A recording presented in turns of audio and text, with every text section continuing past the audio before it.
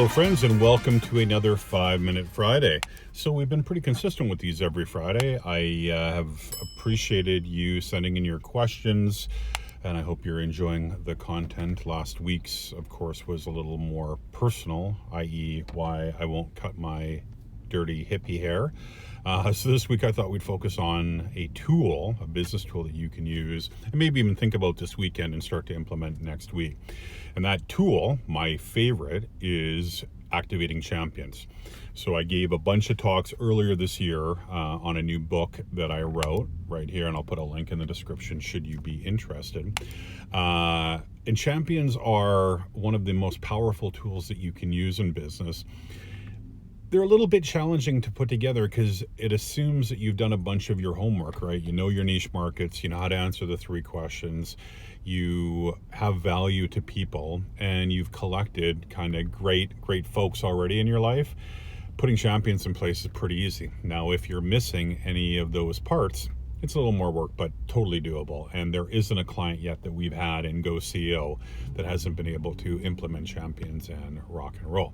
So with that, let's start the timer, and we're going to keep it to 5 minutes and get through these questions. Question number 1, what is a champion? Great question, basic. In its simplest form, a champion is an educated referral source that knows what you do, why it matters, and why people care. Now, I'll put a link to the video that I actually described the 3 questions up here so you can have a look through if you don't know what I'm talking about.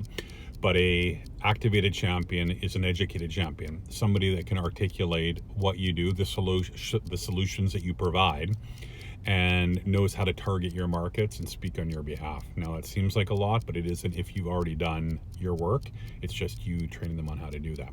Question number 2, where do I find my first champions? They're in your life. Could be friends, could be spouses, could be siblings, could be parents. One of my biggest champions of all time was one of my parents who identified and put me in place for a 7-figure deal by having a conversation with my prospect's parent in a odd place. That will probably be a video at some point, but my parents were my initial champions. Yours probably are too. But right around you, your friends, once you know how to articulate your value and who you do it for, champions are all around you, and as you activate them, you'll see them perform for you. So you don't have to go out and find new people. They're probably in your life, unless you're an introverted cat person that doesn't talk to people. You're gonna have a bad day.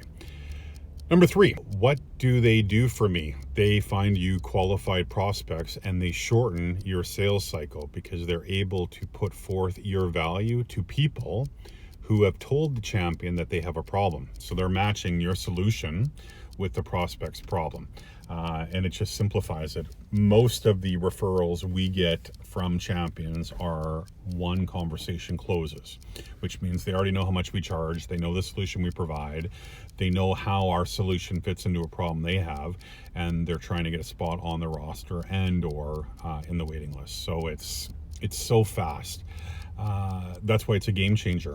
Once you're ready to activate a champion and get champions in place, your business, you'll never actually look back. It's like having an unpaid sales force out there bird dogging for you on basically a 24-hour a day, 7-day a week series.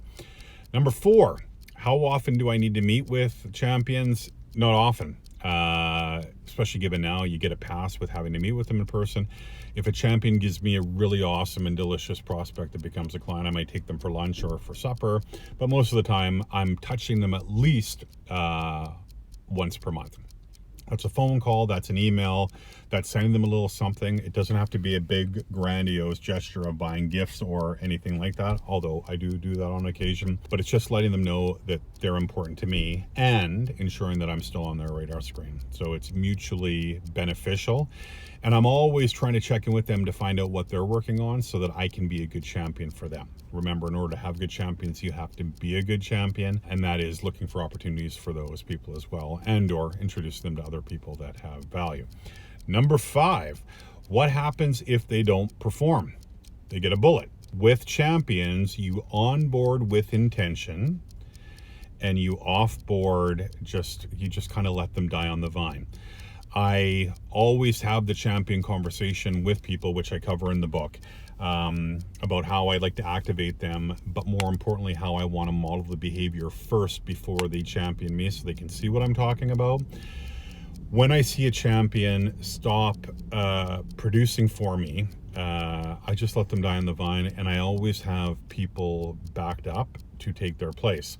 When you're starting out, you want to start with 10 champions and stick with 10 champions for about a year, assuming they're producing. After a year, you can move it up to 25 people. And after you have 25 for 6 months to a year, then you can move up to 50. I keep a roster of 50 champions at any given time, and they give us, on average, 1 qualified prospect per month. So when you activate your champions effectively and they have influence over your niche markets, again, I cover all of this in the book, they will bring you a qualified prospect per month. And so you just want to manage that properly, but start with 10. And I'm telling you, you already have those 10 people in your life. Thank you for watching. If you have any questions, you can send them to Chris at GoCEO. Put them in the comments below, or questions around other topics, because I'm batching these now that we're getting more volume of questions, and I will likely do them in a future video. Anyway, as always, gladiators eat first. Hope you had a great week. Have a good restful weekend and hit it hard next week. I'll see you next week as well. Talk to you soon.